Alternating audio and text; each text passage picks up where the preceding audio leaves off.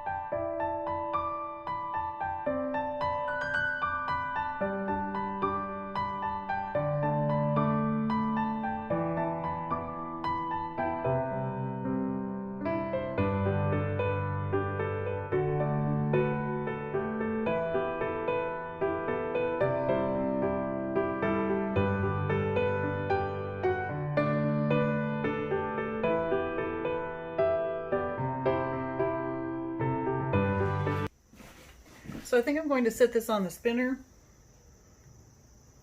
So I'm just going to sit it right on there and remove these.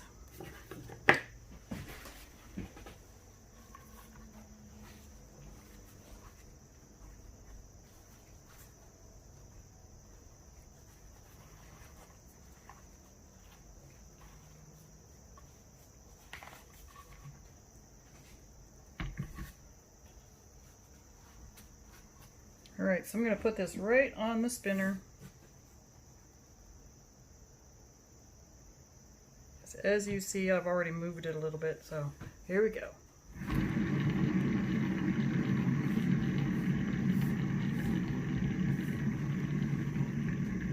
Now, if you have a square canvas or a round canvas, that's kind of nice. Ooh, this is really cute. I'm actually going to go ahead and pull this off, let some of the paint come back. Oh, it already... I'm not really quite sure what to do with that center, so let's use a stick.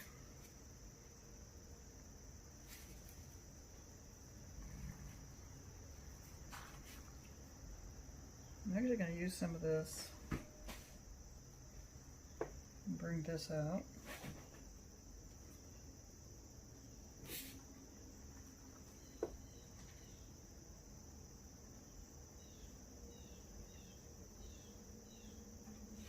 So, okay, put a little extra color in the middle.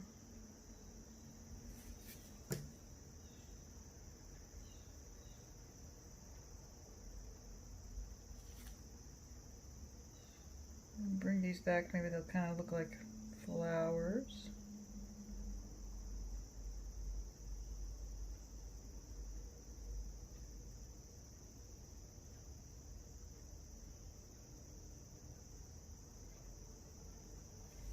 That's beautiful. All right, so I do actually need to move it around a little bit more.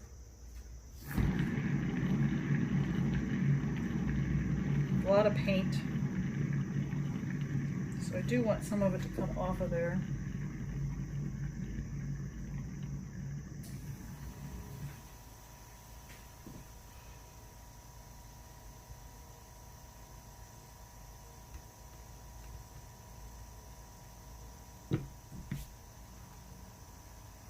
This is beautiful. Let me move it back off of here now.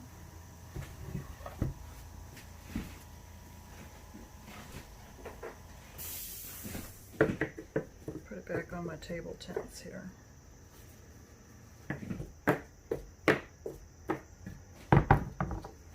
This is very intriguing how this is turning out. I love the center flower, and what I expected to find was an outside edge that I loved. So instead, the middle is perfect. But that's all right. I'm going to drag these out and I'm going to embellish them a little bit with my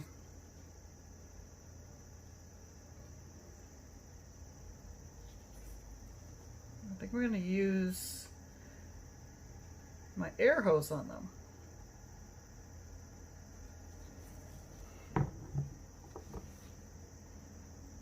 Okay, so let me show you what I mean. So I saved this hose, and it has a lot of uses for some of these paintings.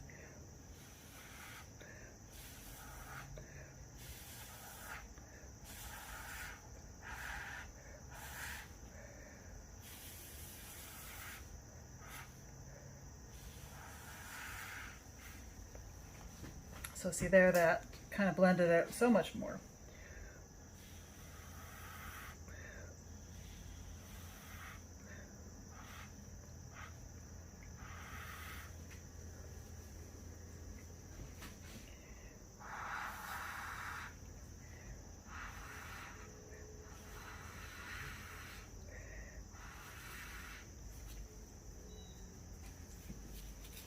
And then I think I'm going to actually bring my flower back to the center a little bit.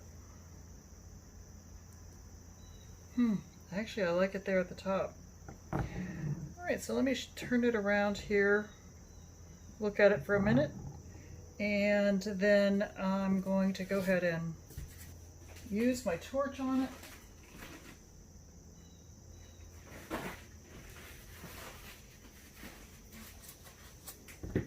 Get some bubbles out.